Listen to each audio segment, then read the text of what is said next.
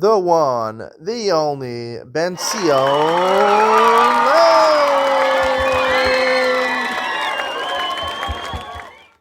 Good morning and welcome to Yeshiva YouTube Daily Double. Today we're doing Maseches Yoma, Perek Daled, Mishnah Vav, and we'll start the fifth Perek, Mishnah Aleph, Perek Hey.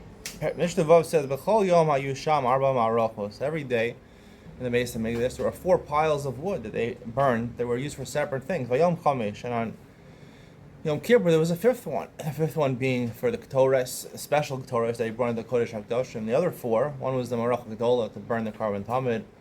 One was for the regular Ketores. One was to burn the Evarim of Pedarim that were left over from the Karban Tamid. And also, the other was a special one that there should always be fire. Eish Tamid Tukar Mizbeach Lo Sichba. There should always have fire to light from. That's Reb Meir's opinion. He says it was one less every day.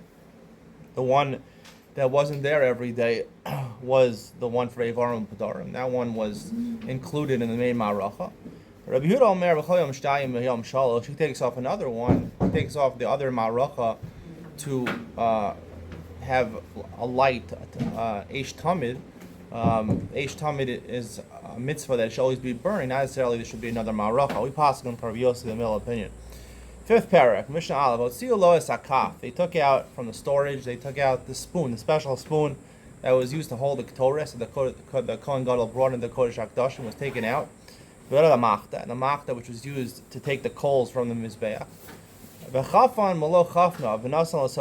He took 2 fistfuls like this from the ketores, the Kohen Gadol, and he put that in a spoon. I guess it was a pretty big spoon. Hagadol lefi gadol v'akad lefi kadno. Whether he had big hands or small hands, it depended on the size of that personal Kohen Gadol's hands. I'll talk more about this halacha in Iyam Mitzin, which this tells you about whether the Kohen Gadol is called shliach of Hashem or shliach didan or shliach of Klal Yisrael. That was the size. Not all this hamachta. He took the shovel with the coals in his right hand. That's a kafis full, the spoon with the ketores in his left. And he went into the heichal. There were 2 curtains dividing the kodesh and the Kodesh HaKadoshim. Between the 2 curtains was an amma, which is about 1.5 feet.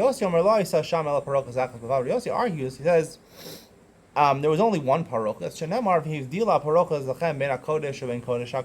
says only in singular parochas. According to the Tanakama, it was coming out of the southern wall, and the inner curtain was coming out of the northern wall. And he would walk between them until he gets to the north part. He would turn around and he would walk southward. Until he comes to the Aron, which is in the Kodesh HaKadoshim. He saw the Aron was there, and it had the 2 handles of the Aron, which they would hold it with.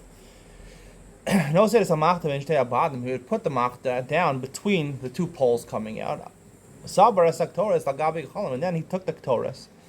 They explain that first he took from the spoon, he put the ketores back in his fist, and then from his fist he put it on the coals. And the whole Kodesh HaKadoshim filled up from smoke and the smell of the ketores. It was a good smell, obviously.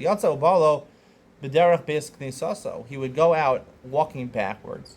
In the heichal, he would daven in tefillah tzara, which he talks about that the year should be rainy and it should have the produce should be good. All these blessings of gashmias, of parnasa for Klal Yisrael.